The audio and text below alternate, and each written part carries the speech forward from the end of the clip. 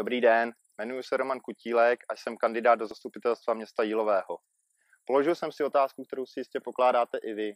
Chci v tomto systému žít? Rozhodně ne. Již od dětství mám zažito, že když chci řešit problémy, musím začít sám u sebe a v místě, kde žiji.